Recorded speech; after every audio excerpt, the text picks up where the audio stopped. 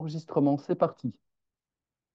Voilà. Alors, simplement, petite introduction rapidement, hein. L'État, la région et l'ADEME sont des acteurs, hein, pour la méthanisation de la planification qui fixe des objectifs en région, aussi bien la PPE pour l'État que le SRB pour l'État-région.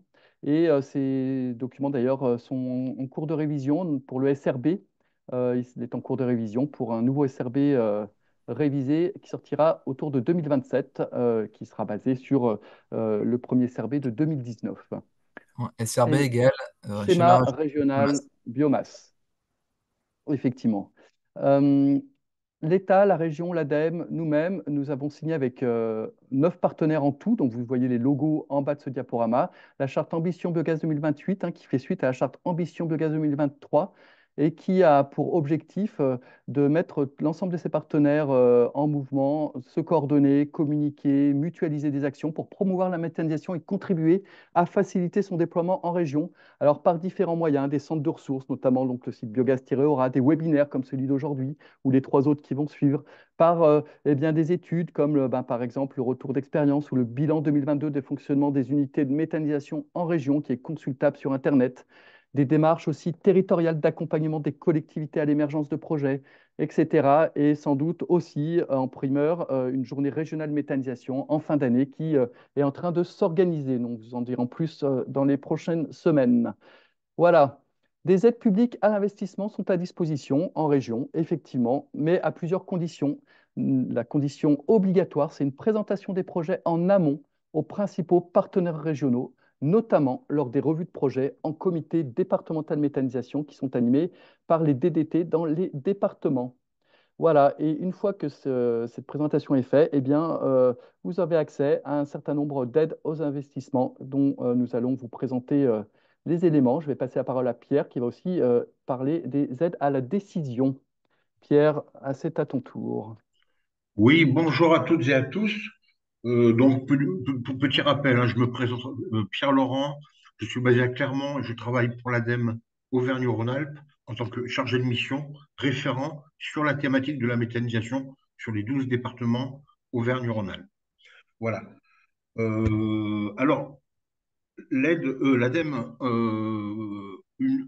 un de ses gros axes d'action, le soutien financier à des projets à travers des aides.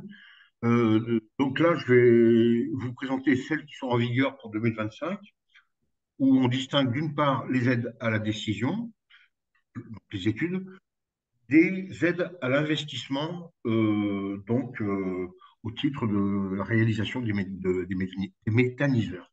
Voilà, on peut passer la diapo.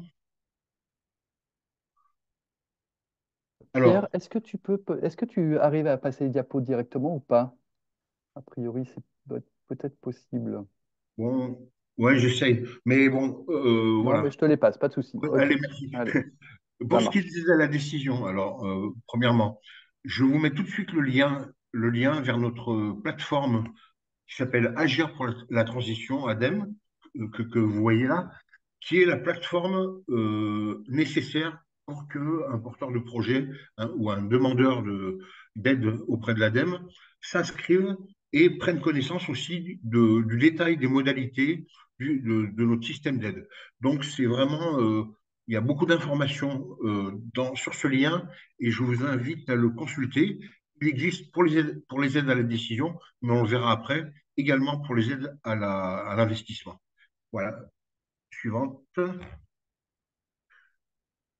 Alors, par rapport à ces aides à la décision, il y a, il y a des éléments de contexte.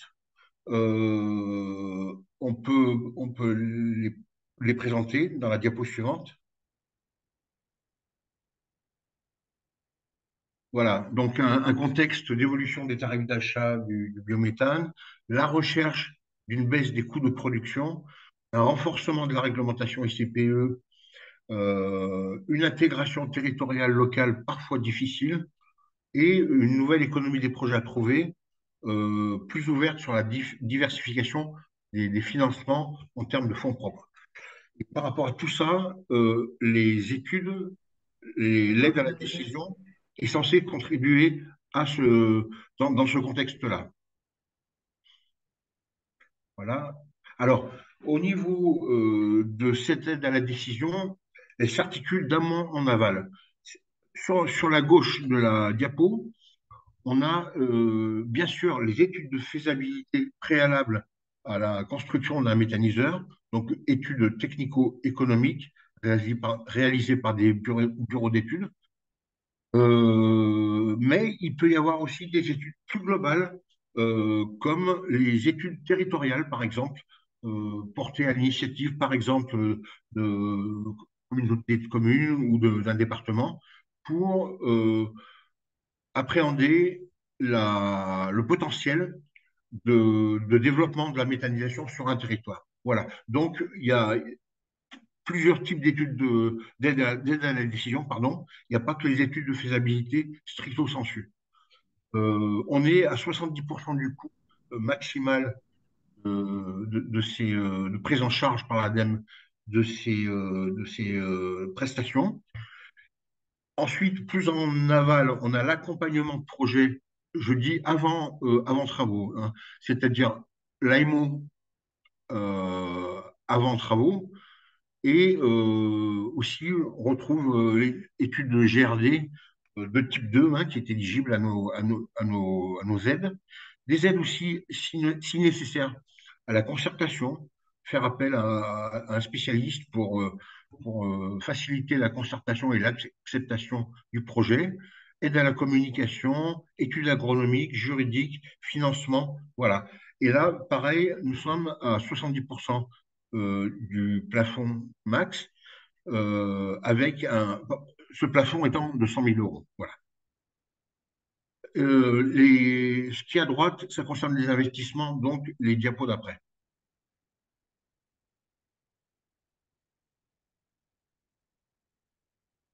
Là, bon, on est toujours dans les études. Si vous voulez, on a, euh, pour récapituler, des études d'assistance et maîtrise d'ouvrage, technique énergétique, dimensionnement, voilà, selon nos cahiers des charges, les actions de concertation, information, communication, appuyé au montage et recherche de financement, euh, cofinanceurs privés, sociétés d'économie mixte, collectivités, etc. Appui au montage juridique des projets, études agronomiques, je l'avais dit, études géotechniques de reconnaissance et études de raccordement de type 2. On préfère avoir une seule demande pour un pack global d'études et créer un seul dossier. Bon, après, ça peut arriver qu'il y ait deux demandes séparées. On n'est pas complètement fermé par rapport à ça. Voilà. Et là, on est sur nos cahiers des charges que vous retrouvez sur le site, hein, via le lien que je vous ai indiqué, à savoir, on a un cahier des charges type pour une étude de type étude territoriale, voilà. Bon, étude de faisabilité d'une unité de méthanisation, voilà, au milieu. Et à droite, également un cahier des charges pour ce qui est assistance à maîtrise d'ouvrage.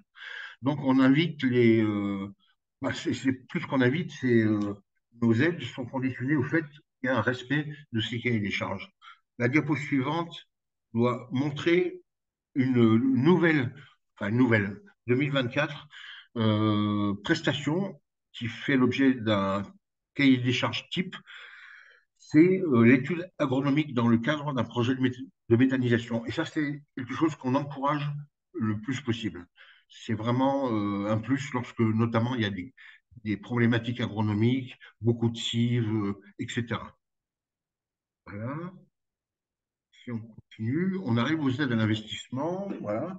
Alors, il y avait un lien au-dessus de la photo, voilà, comme pour les aides à la décision. OK. Voilà. Alors, les bénéficiaires potentiels de ces aides à l'investissement, on a les entreprises agricoles, bien sûr, les industries agroalimentaires, pourquoi pas des associations, même si c'est rare, des développeurs privés. Bon, voilà, il y a des projets comme ça en région et ailleurs, et les collectivités, les sociétés d'économie mixte. Alors, les opérations éligibles, ce sont les unités de méthanisation avec cogénération inférieure à 500 kW électriques, celles en injection de biométhane inférieure à 25 gigawattheures électriques, celles c'est rare, mais ça peut arriver qu'il y ait une valorisation directe en chaudière du biogaz. Les unités de méthanisation avec une utilisation en carburant bio-GNV, c'est également éligible.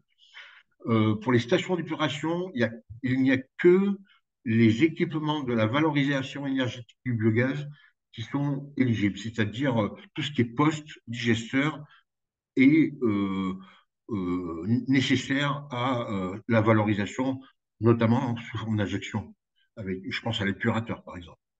Alors, il y a aussi un type d'investissement que nous acceptons, ce sont les stations bio-GNV non raccordées au réseau. Voilà. Les éléments en jaune, surlignés en jaune, Pierre, c'est un petit peu les spécificités de 2025 par rapport aux autres années, hein. C'est un peu les nouveautés, on va dire, de fin 2024 et 2025. Alors, non éligibles, eh ben, les stations d'épuration hors, hors valorisation en bout de chaîne du biogaz, la production et la valorisation de biogaz sur une installation de stockage de déchets non dangereux, ISDND, ça n'est pas éligible. De même que la valorisation de biogaz issu d'un traitement, enfin de déchets ayant fait l'objet d'un traitement mécano-biologique, voilà, des ordures ménagères. Parce que il y a trop d'indésirables, on a des digestats qui sont de très mauvaise qualité et polluants, donc ça on ne prend pas. Alors, pour pouvoir être éligible, bien sûr, il a fallu faire une étude préalable, hein, que nous pouvons financer, comme je l'ai dit tout à l'heure. Ça concerne la construction d'installations nouvelles, surtout. Pardon, oui, alors il faut que les entreprises qui accompagnent, hein, ces projets soient labellisées Calimeta. C'est un label que nous avons développé. Il faut bien sûr qu'il y ait une réduction des émissions de gaz à effet de serre grâce à l'installation. 0% de culture principale dans les approvisionnements. C'est un choix que nous avons fait à l'ADEME de ne pas aider ces projets-là, même s'ils ont droit jusqu'à 15% en tonnage de culture dédiée. Il faut qu'il y ait un engagement des bonnes pratiques agro-environnementales en cas de recours aux cultures intercalaires à vocation énergétique, qui sont très différentes des cultures annuelles dédiées. Les cives, c'est quelque chose que nous acceptons. Voilà. Maîtrise, bien sûr, de 60% minimum du gisement de potentiel méthanogène, c'est-à-dire les intrants, pour sécuriser le projet, alors soit sous forme de contrat d'approvisionnement, soit sur des déchets endogènes aux porteurs de projet. Voilà. Et il faut bien sûr une efficacité énergétique minimale de 50% pour la cogénération et 75% en injection. Voilà. Donc, des cibles acceptées sans limite de tonnage, sans limite de Oui, surface, hein. oui. Au cas par cas, on examine la pertinence des choix et de manière collégiale. Alors, bon, ah oui, l'aide se calcule pour l'investissement de manière forfaitaire, c'est-à-dire 110 euros du mégawattheure pour la cogénération, avec un plafond à 250 000, un forfait de 45 euros du mégawattheure pour l'injection, avec un plafond de 700 000 euros d'aide, sachant qu'on a un deuxième plafond pour vérifier que l'aide totale n'aboutissent pas à plus de 10% de taux de rentabilité interne. Nous avons un tableur euh, pour s'assurer qu'on ne suraide pas, en fait, parce qu'on considère qu'à partir de 10% de TRI, on a un projet bien rentable. Et pour les projets atypiques et innovants, il il peut y avoir des modalités au cas par cas qui seraient trop longues de décliner ici. Par contre, ça peut faire partie des questions ou une reprise de contact avec moi ultérieurement sur des opérations atypiques. Voilà. Et voilà mon contact, hein, donc vous l'aurez. N'hésitez pas à revenir vers moi si vous avez d'autres questions. Merci Pierre. Donc on passe aux questions. Je ne crois pas qu'il y en ait dans le chat. Je m'excuse d'ailleurs, j'ai cru comprendre que j'ai fait mon laïus de départ sans ma caméra allumée. Donc désolé, je m'excuse, c'était un petit loupé. Alors, des questions. Il y a une question de la CAPI, Monsieur Yves Coq. Oui. Sur combien d'années est calculé le TRI? Ah, bon, bonne question. Alors, sur 15 ans, on-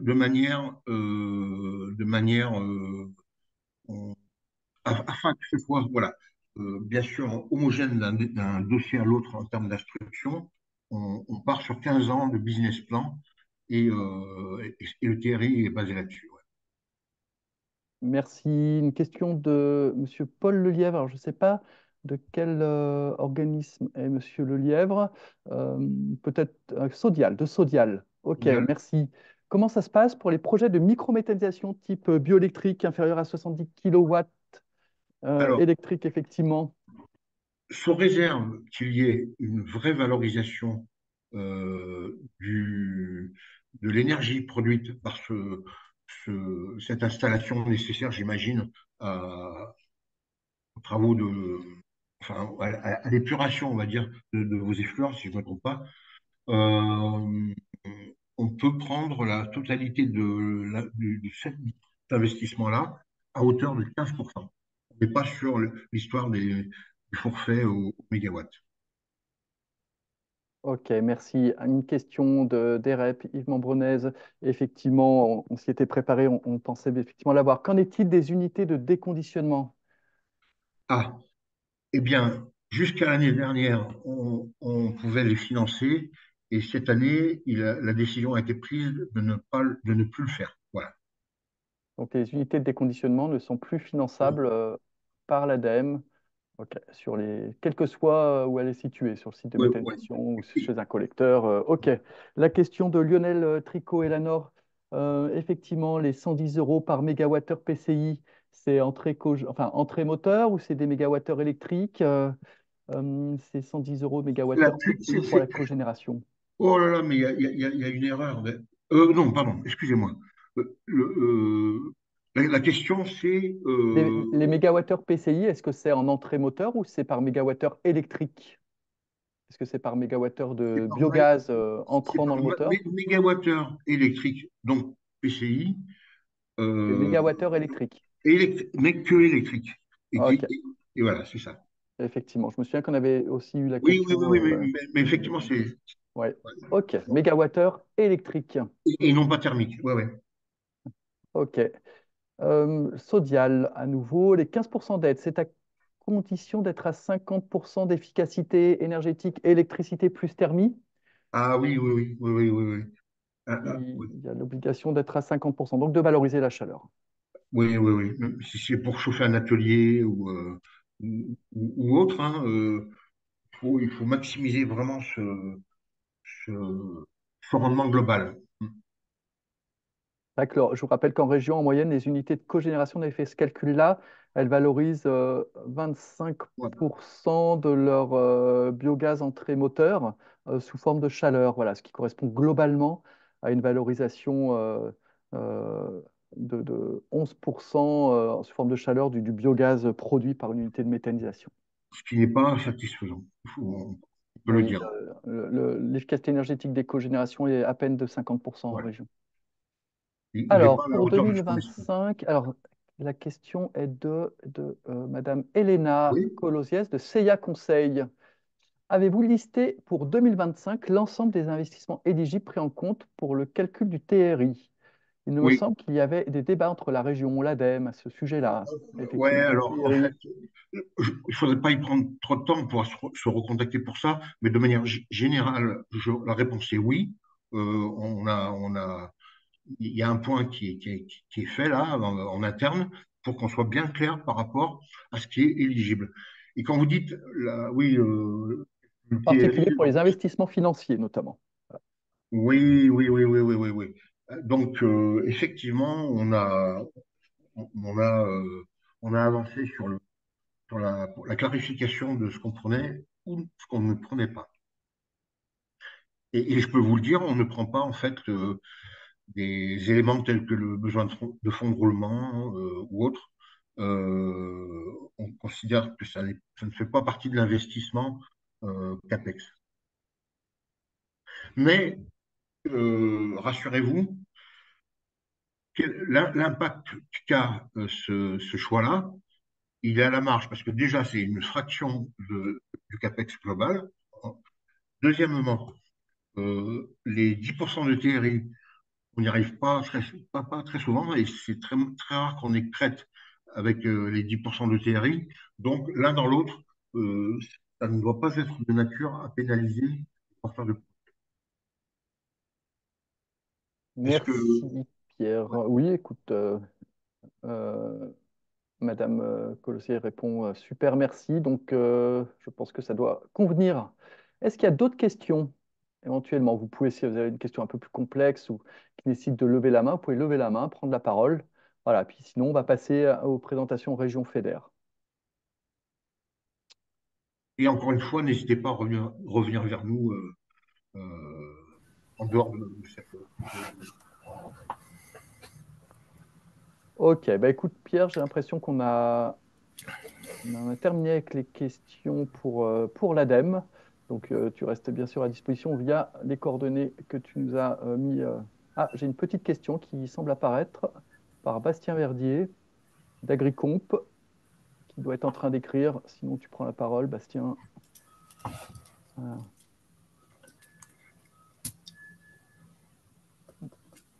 ouais, sinon, prends la parole, Bastien, parce que le temps que tu écrives, là.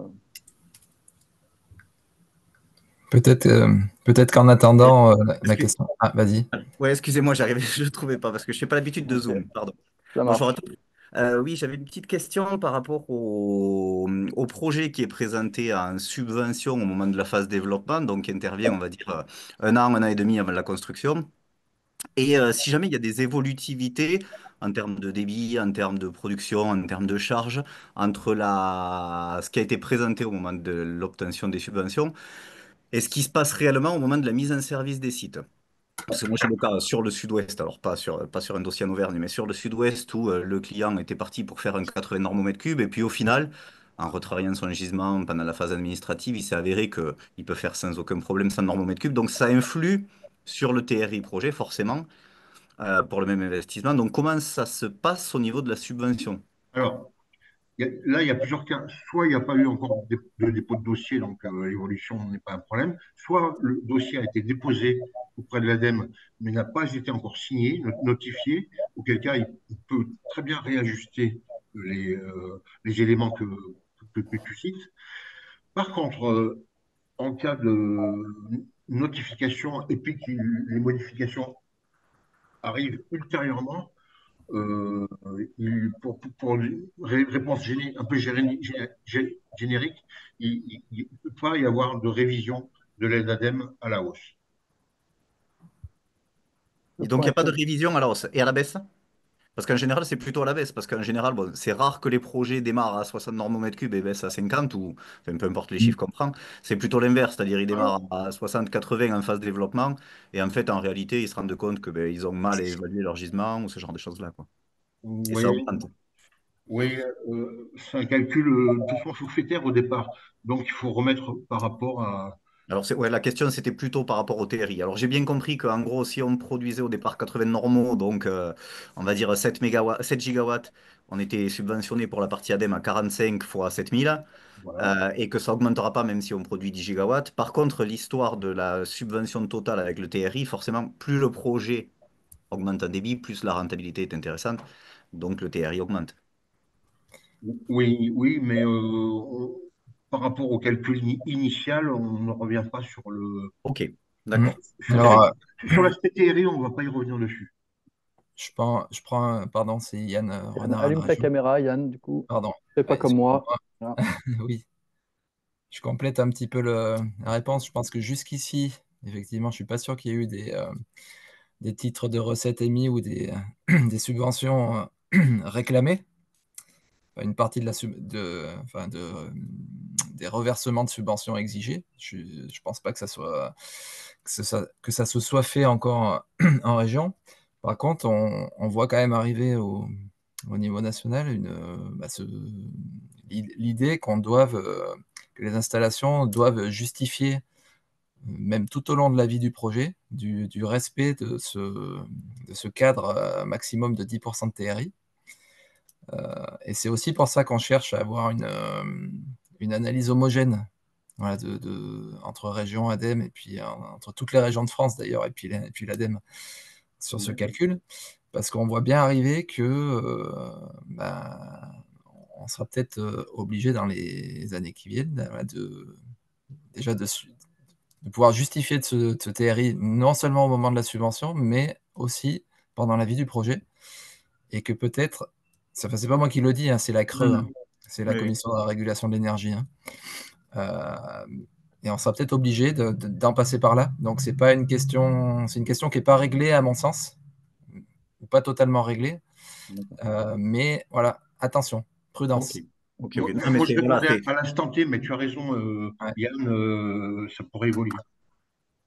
ok, d'accord. Non, mais c'est vrai que c'est une problématique parce qu'on voit que beaucoup de sites augmentent, donc à plus ou moins rapidement. Donc forcément, automatiquement, vu que les sites augmentent, la rentabilité augmente aussi. Donc Ouais. Parce que voilà. les financeurs, ils peuvent garantir qu'il y a un TRI sous réserve d'être homogène, hein. C'est ce qu'on essaie de faire, de rapprocher vraiment les calculs. Sous réserve d'être homogène, les financeurs, ils peuvent garantir que le TRI max de 10% n'est pas dépassé au moment de la subvention. Mais après, dans la vie du projet, Hmm. effectivement, ça nous pose problème à nous aussi. D'accord. Ok. Et donc, c'est une vraie question pour nous aussi. Ok, et j'ai une autre petite question. J'en profite tant que j'ai réussi à débloquer le micro. Débloque Si on ta veut... caméra aussi, du coup, Bastien. Pardon? Débloque ta caméra aussi. Comme Ouais. ça, on te verra. Et Parfait. du coup, l'autre question, c'était de savoir si jamais on demande une aide à l'hygiénisation, est-ce qu'elle doit être demandée dès le début ou est-ce que ça peut être un ajout sur un site existant? Est-ce que l'hygiénisation est comptée? Parce qu'un repowering enfin, une augmentation de puissance sur une installation n'est pas subventionné. Est-ce que l'hygiénisation est comptée comme un repowering ou pas? Alors, euh, si de manière cohérente, l'hygiéniseur est installé en même temps que le reste Oui, du scope méthaniseur, on va dire, oui, ça en fait partie intégrante et ça fait bien partie sûr. des coûts éligibles, etc. Donc voilà, il est noyé dans la masse, si j'ose dire. Après, si, comment dire, euh, On rajoute un hygiéniseur après. voilà, un méthaniseur, il s'avère que il a besoin d'hygiéniser parce que il l'avait pas au début du projet, mais par contre le projet a évolué. Eh bien oui, nous, ADEME, en tout cas, on peut financer une partie de l'hygiénisation qui est rajoutée ultérieurement. D'accord. Et la subvention sur l'hygiéniseur, comment est-elle calculée? C'est un plafond, c'est... Non, c'est un taux d'aide, c'est un taux d'aide, c'est ni un forfait ni rien du tout, mais c'est un forfait avec un pourcentage selon la taille de l'entreprise. J'ai pas entendu, pardon. Un forfait selon la taille de l'entreprise.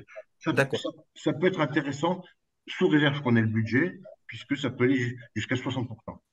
D'accord, ok. Jusqu'à 60% en fonction de la taille de l'entreprise et du Oui, budget que l'ADEME Mais, a et du alloué à ce budget genre de qu'on choses. a, et, voilà. et typiquement, pardon, je complète la réponse aussi, prudence, en lien avec ce qu'on vient de dire juste avant, Oui. c'est qu'on peut être amené, je pense, dans l'avenir, à reprendre le TRI global quand on va analyser les subventions, enfin, Hmm. la Oui, oui, demande pour l'hygiéniseur. il faut pas que les biodéchets augmentent trop la rentabilité du méthaniseur, quoi, du Bah, coup.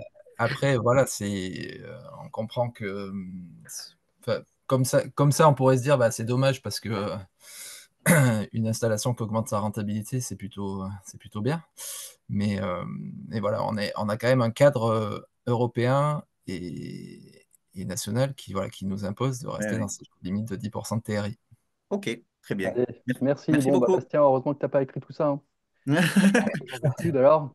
Allez, on va passer la parole, avant de passer à l'ADEME, à la région et au FEDER, à Raphaël Point, méthaniseur exploitant de méthanisation en région Auvergne-Rhône-Alpes.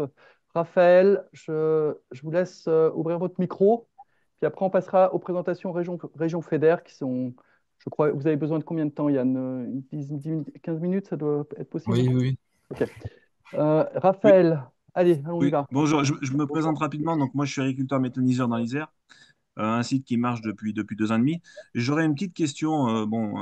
Je vois votre présentation sur des aides.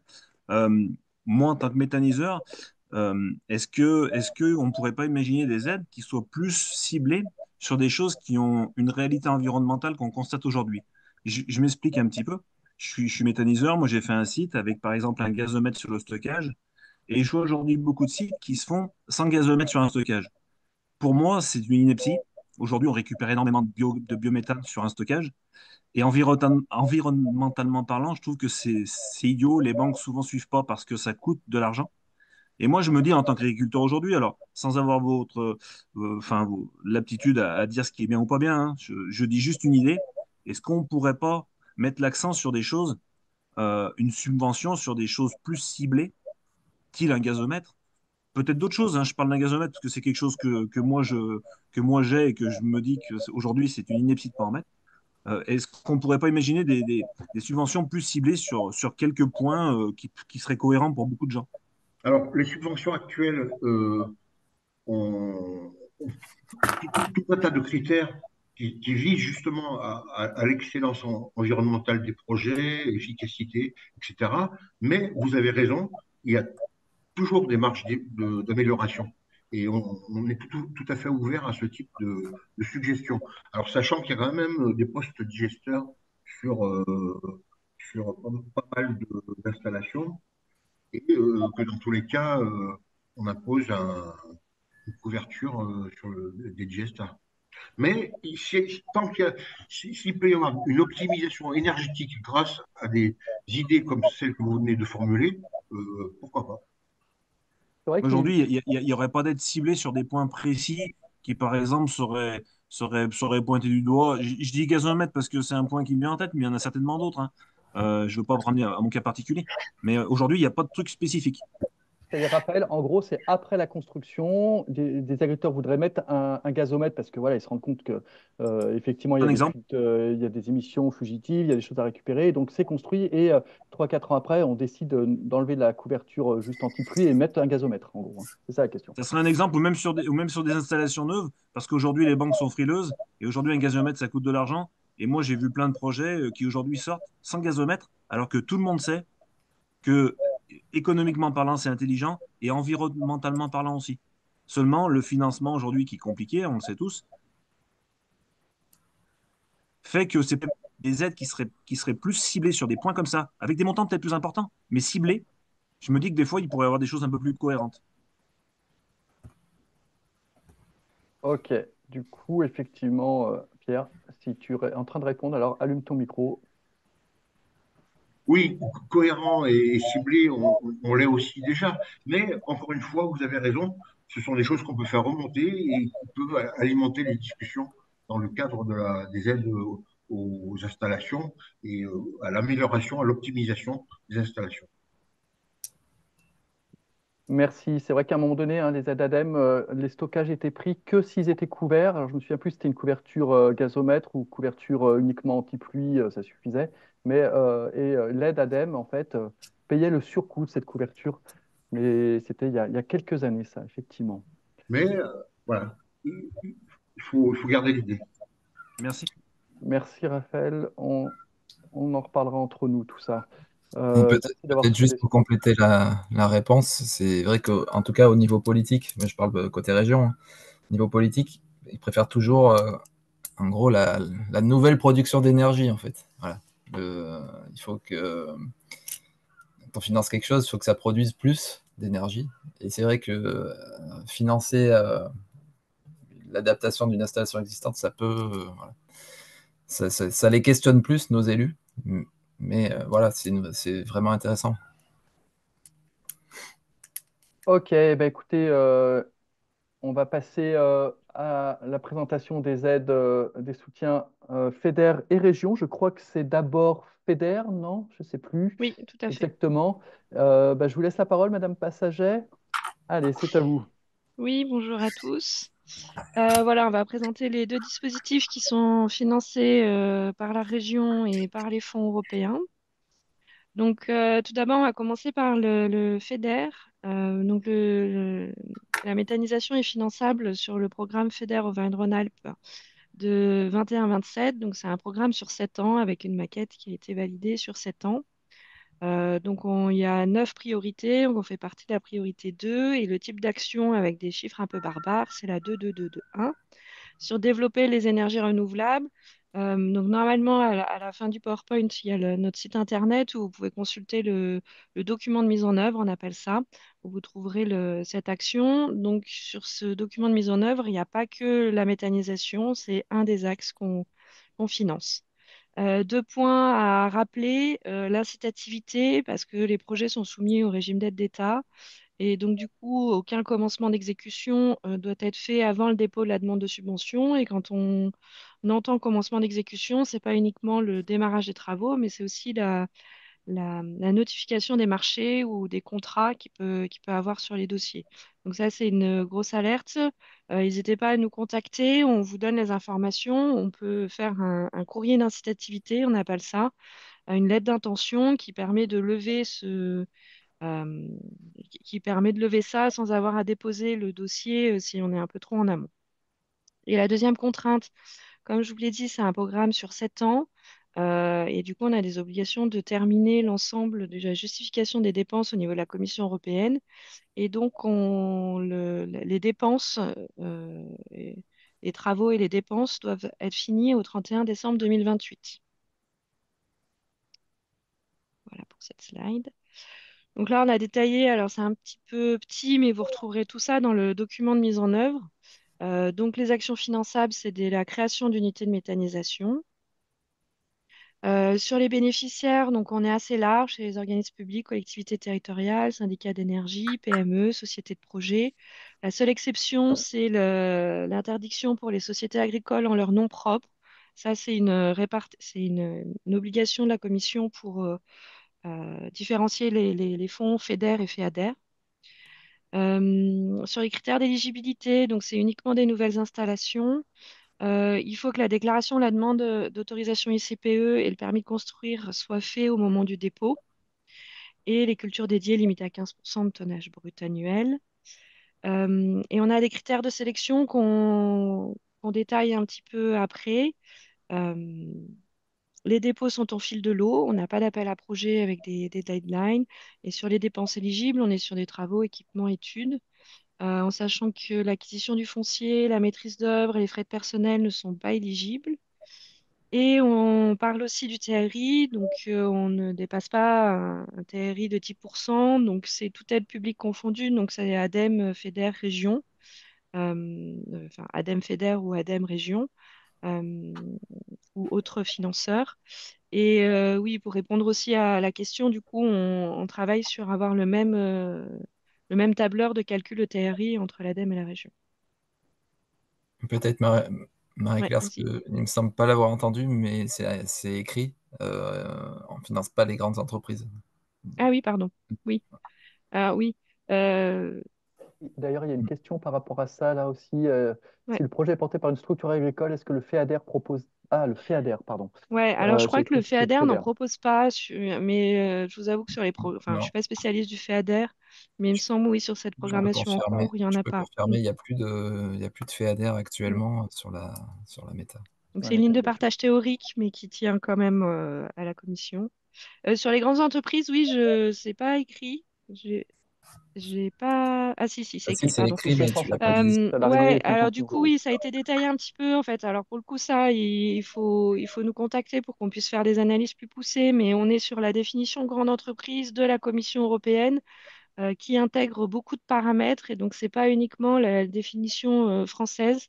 Donc voilà, un point de vigilance par rapport à ça. S'il y a un gros groupe ou une collectivité qui est dans l'actionnariat à plus de 25%, ça peut poser des problématiques. Donc voilà, ça, faut pas hésiter à revenir vers nous pour qu'on puisse faire les analyses avant tout dépôt. Donc concrètement, on finance plus à travers cette mesure à des Total, Engie Bios, CVE qui est passé grande entreprise récemment. Enfin, voilà, ce type d'entreprise, Nature Énergie. Les pièces administratives, alors je vais pas toutes vous les lister. Voilà, il y a des pièces à la fois assez classiques, et puis des tableurs un peu spécifiques qu'on vous enverra lorsque vous aurez pris contact avec les chargés de mission. Pour là-dessus, je pense qu'on peut passer. C'était pour Est-ce que info. sur le Oui, FEADER, Madame Bassaget, il y a une demande d'études agronomiques aussi, du coup?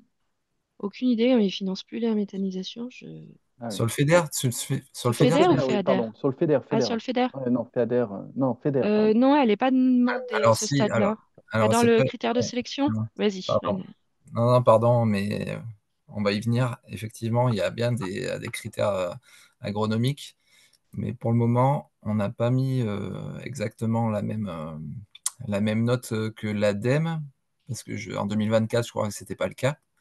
Enfin, en tout cas, l'ADEME n'exigeait pas cette note agronomique en 2024, mais vu que maintenant elle est exigée en 2025, je pense qu'on va se rapprocher de l'ADEME pour avoir le même critère, en fait, juste avoir la note, Oui. le même critère que l'ADEME, quoi, sur ce Pas, point-là. pas de note agronomique à faire, quoi. La Enfin, même note qui si, sera partagée en gros, ah, enfin, elle sera partagée entre les financeurs. pour Ça les sera financeurs. OK. essayer d'avoir des critères homogènes. Voilà. Je Mais réponds, oui, il y a un replay, sera disponible sur le site de Vingrenalp, de Biogaz-Aura. Il y a M. Pierre-Yves euh, de Suez Organique qui doit partir, Pierre-Yves Melchior. Oui, il sera disponible sur Biogaz-Aura. Allez, on continue. Analyse technique du projet. Voilà, donc là, ça détaille un petit peu. Donc, c'est le document qu'on envoie à faire remplir qui nous sert d'évaluer des critères de sélection. Donc, on voit qu'il y a une partie sur la gestion de projet, l'approvisionnement, la gouvernance, la sécurisation du foncier, l'appropriation locale, les formations, l'empreinte environnementale, les rentabilités. Donc, ça, c'est sous forme d'information. C'est détaillé dans le document un peu plus sur les documents à fournir, un peu plus d'explications. Donc, on travaille en lien entre la direction des fonds européens et la direction de l'environnement. Donc, voilà, même s'il n'y a que du FEDER, c'est des éléments qui sont analysés aussi par la direction de l'environnement. du coup, là, il y avait le Ouais. petit zoom là, sur le volet agronomique dont on vient de parler pour expliquer quels étaient les enjeux voilà, qu'on cherchait à traiter à travers ces demandes de volet agronomique. Donc, c'est les mêmes enjeux qui sont traités dans la note agronomique de l'ADEME, hein, plus ou moins. Donc, voilà. Je pense que l'idée, ça sera, dans les mois qui viennent, de rapprocher ces critères et à travers la note agronomique ADEME, je pense que ça y répondra largement.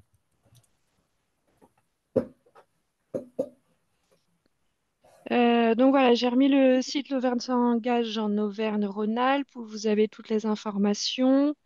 On a une plateforme dématérialisée, donc Synergie, pour déposer les demandes. Mais avant tout dépôt, voilà, il est préconisé d'avoir présenté le projet à la DDT dans les comités départementaux et de prendre contact avec les chargés de mission. Donc là, on vous a remis parce qu'on est découpé on est réparti par territoire. Et donc, vous avez les chargés de mission à contacter, voilà, si vous avez un projet.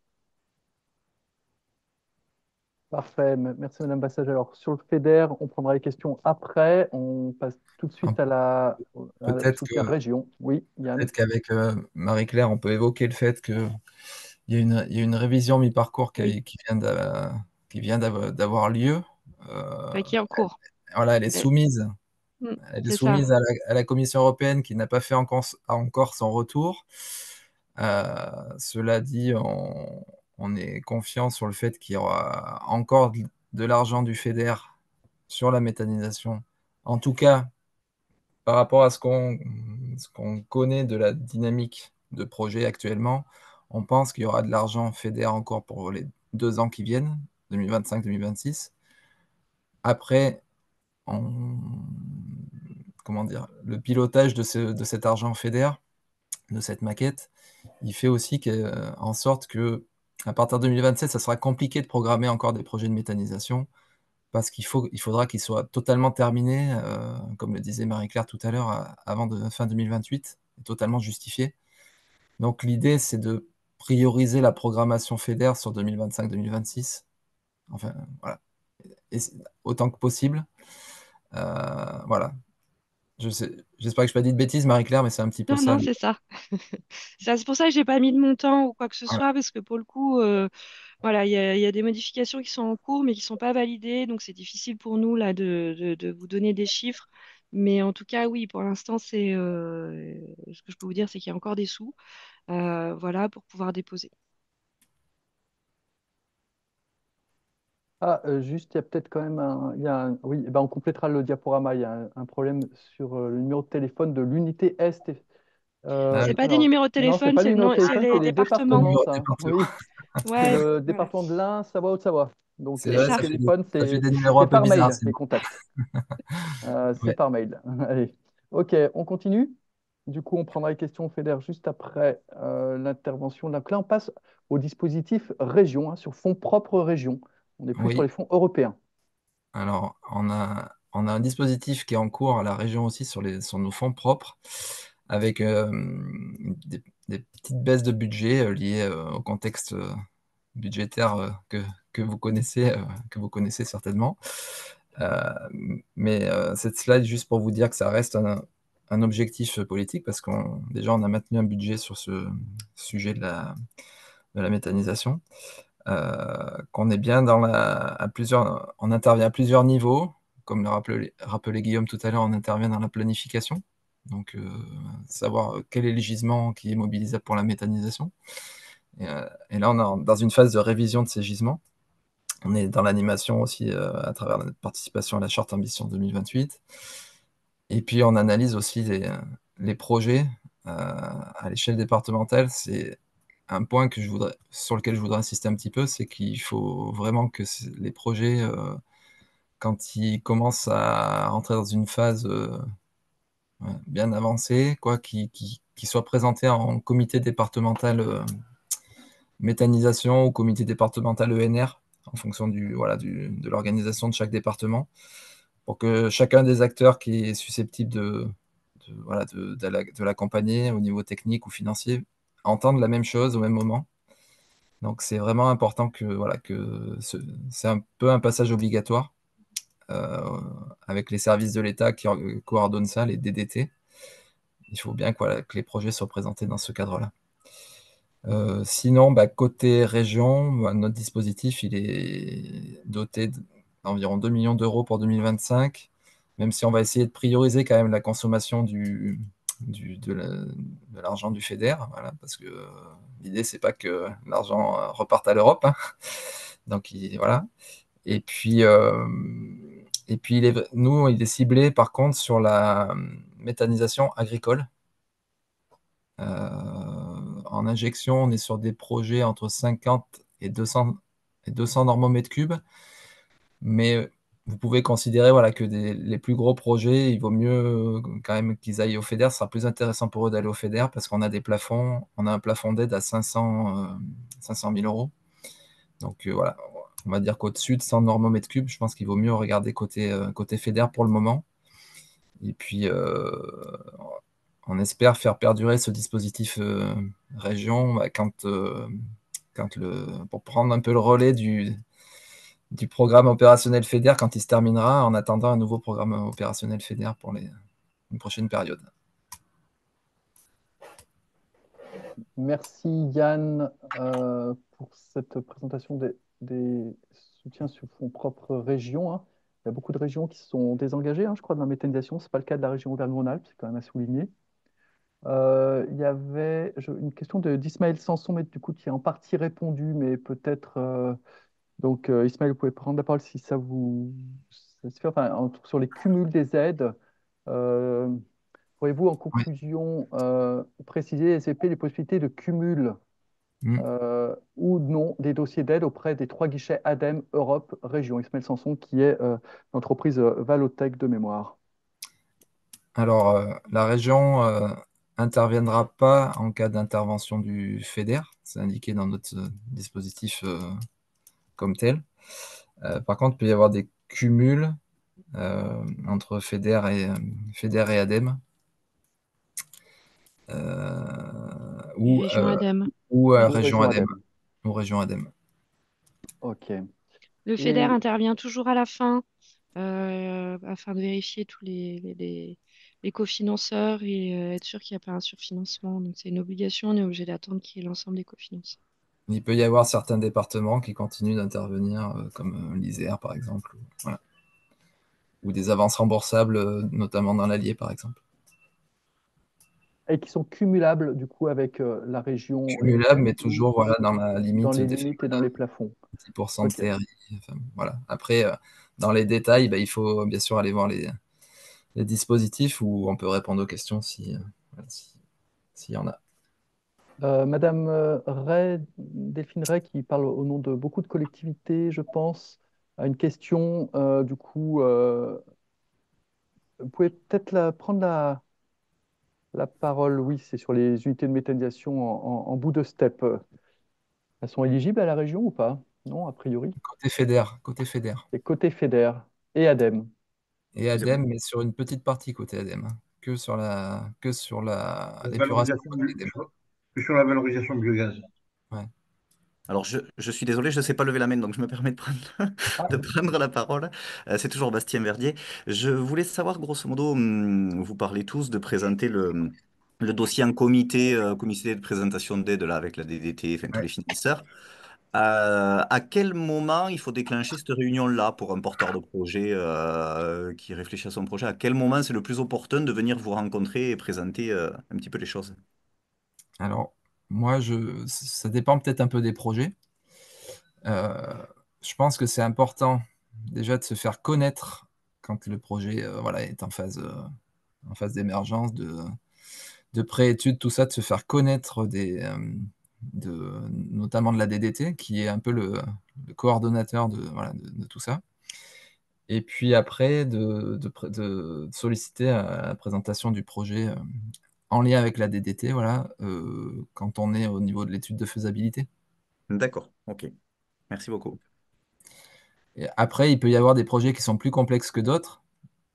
Et donc, peut-être que des fois, deux présentations, c'est pas totalement sur certains projets territoriaux, par exemple, ou qui prennent un petit peu plus de temps.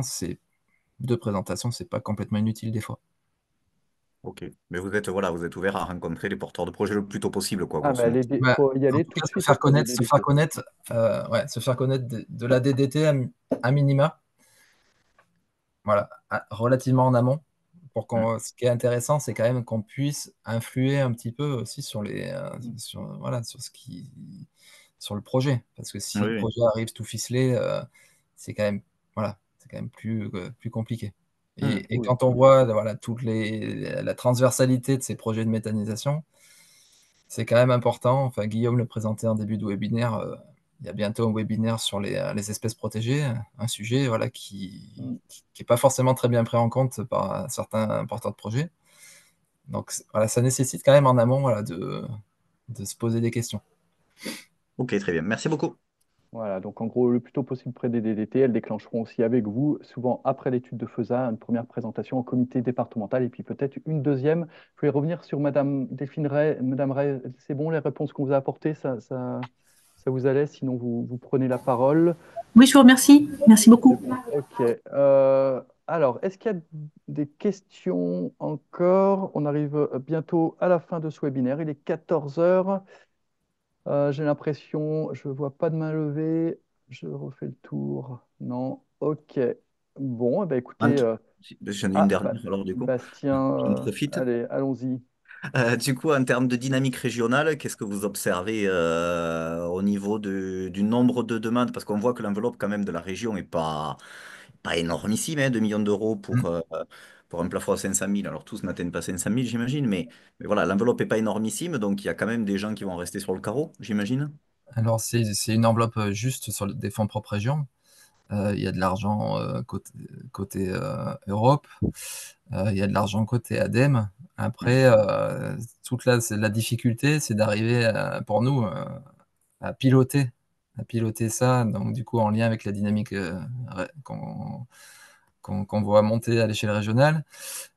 Et donc, pour la révision mi-parcours, ce que je peux dire, mais c'est à prendre avec des pincettes, hein, c'est globalement, on a estimé, à partir des différentes données qu'on a pu avoir à droite et de gauche, de GRDF, enfin bon, tout ça, on a estimé une dizaine de projets par an sur 2-3 ans au financement. C'est une dynamique qui n'est pas suffisante, hein, pour atteindre les objectifs, hein, faut en avoir conscience. Mais par rapport aux dossiers qui sont dans les cartons, aux Oui, études détaillées, au pourcentage de dossiers qui arrivent au bout, ça fait pas mal de paramètres. Mais grosso modo, voilà, on est un peu là-dessus, sur la dynamique actuelle. Une dizaine de ouais, projets par an sur les 2-3 ans qui viennent, ok. en espérant que cette dynamique s'accélère par la suite pour qu'on puisse atteindre les objectifs qu'on s'est fixés.